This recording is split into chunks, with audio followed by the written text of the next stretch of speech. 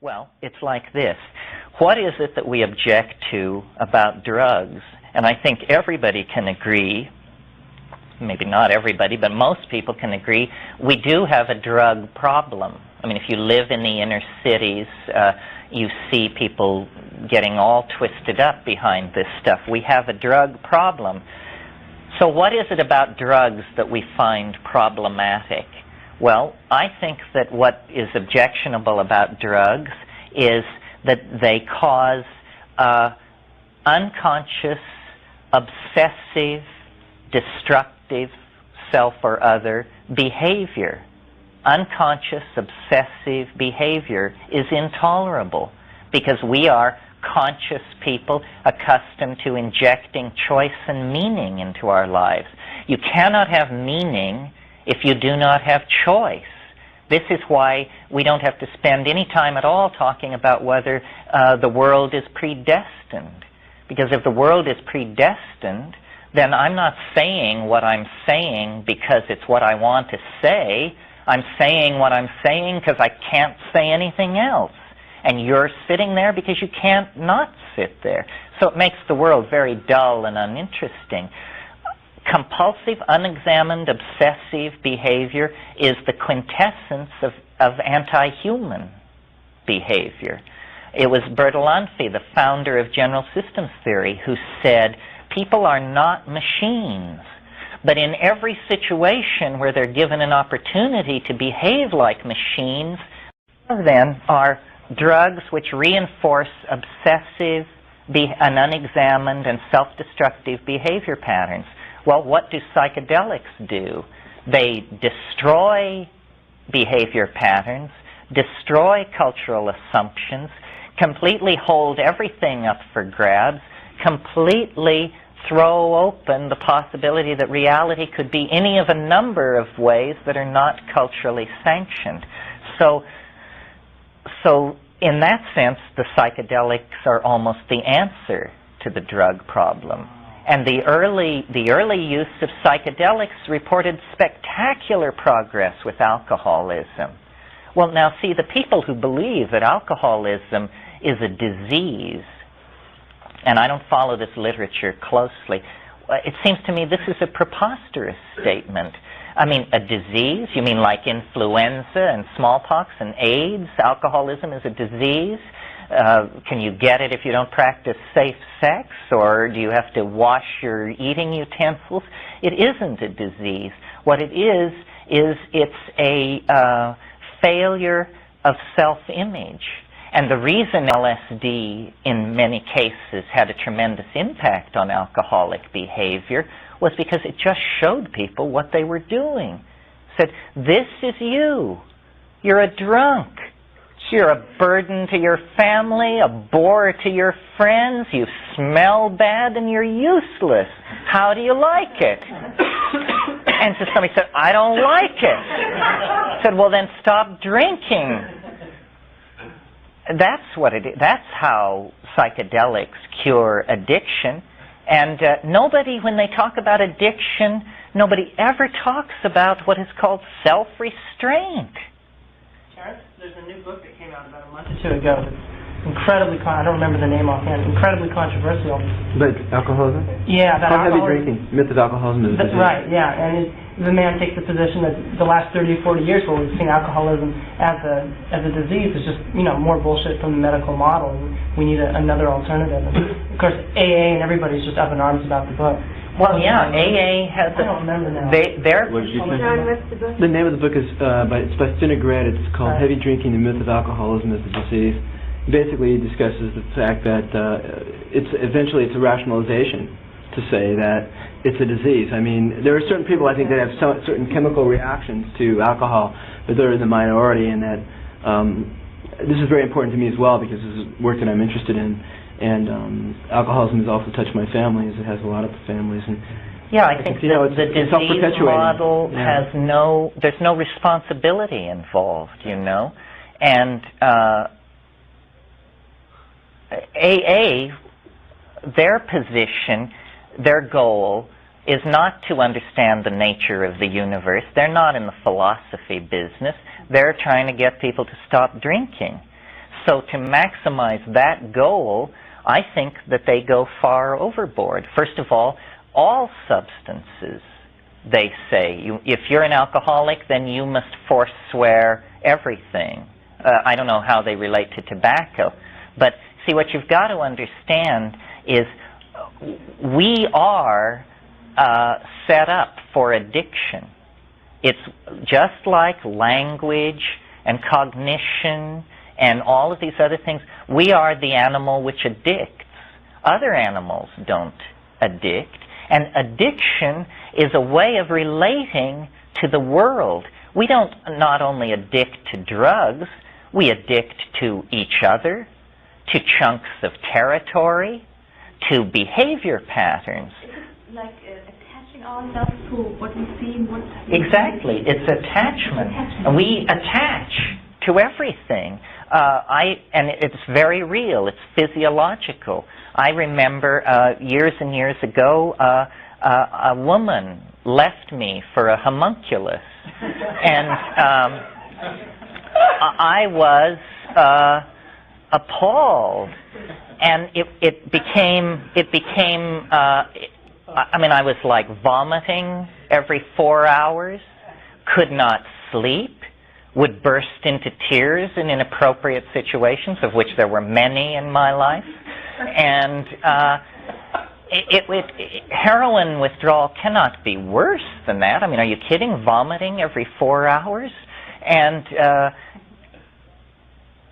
then one night, in the middle of the night, I was just frantic, because I felt like when I was awake, I felt like I wanted to be asleep. When I should have been sleeping, I couldn't sleep, and I was just dragging myself to classes. I felt, this is crazy. I should turn myself in, but they don't have crisis centers for broken hearts. What are you going to do? So then, in the middle of one of these bouts, I went to the medicine cabinet, and this woman who had left me had left all these pills there. And I sorted through all these pills and came upon a small bottle of tranquilizers, of a very mild tranquilizer, like Valium or something. Well, I had never taken a Valium. So I said, I'll take half. And I took it, and the next morning, or a few hours later, I went out to breakfast, and somebody came up and sat at my table and said, well, how are you coping since Hermione left you? And I said, who? Just jerk, and it really gave me respect for tranquilizers. I mean, I was appalled. I was appalled that something so real to me, so much me, half the tab, I didn't care, let him go. And then I realized all the people around me, this is how they deal with emotional crisis. Nobody wants to feel anything. I mean, the moment that an unpleasant emotion rears its head, people go take Valium or something else and cut themselves off from feeling.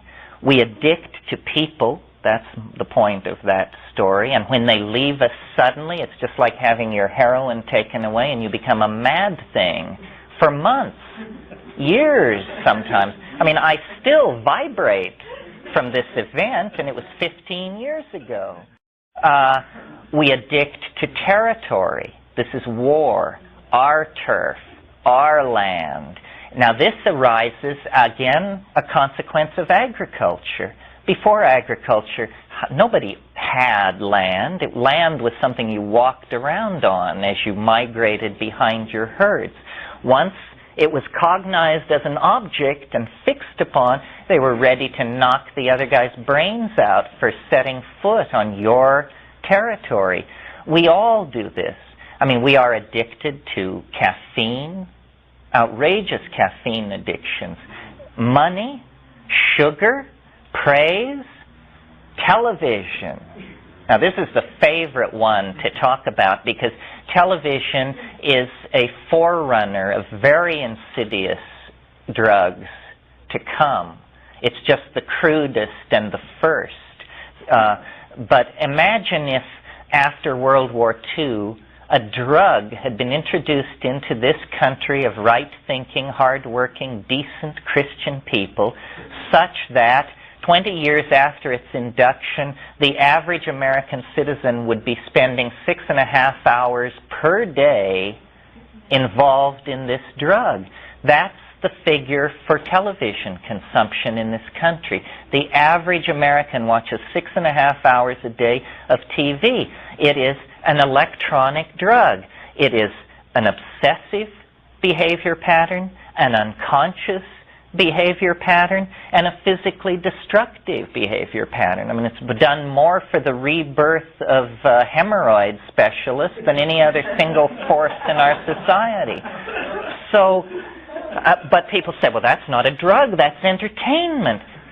6.5 hours a day of entertainment? You know, before electronic media, a person could regard themselves as a great patron of, let's say, the musical community, and maybe they would hear 12 live musical performances a year when they would go to a theater. I mean, how many people in Beethoven, how many experts on Beethoven in his generation or the generation following heard, let's say, the Ninth Symphony more than several times in their intellectual life? Because, you know, you have to get a lot of people together and cooperating to perform the Ninth Symphony. To us, the Ninth Symphony is an object. Listen to it. Listen again. Listen again. We are able to turn experience, we are able to objectify experience and then addict ourselves to it. Well, is this bad? How can it be bad if it is so written into us?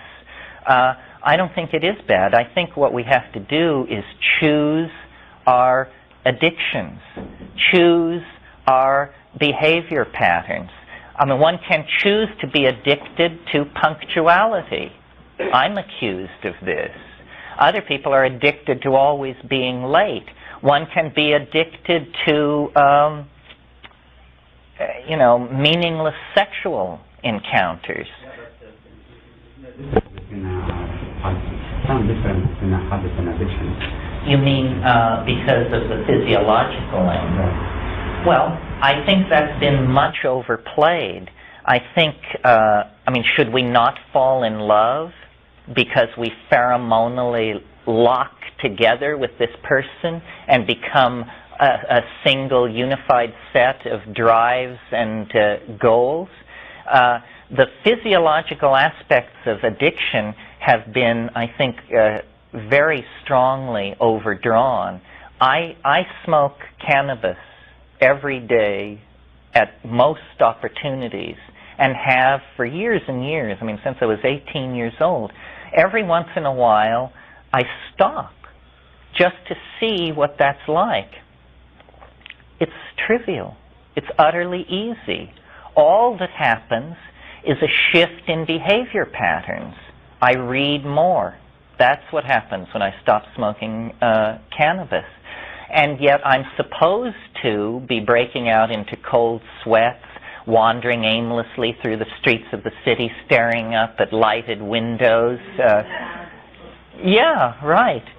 So I think we give each other too much permission to be weak in this area. What is never talked about in talk about addiction is self-restraint.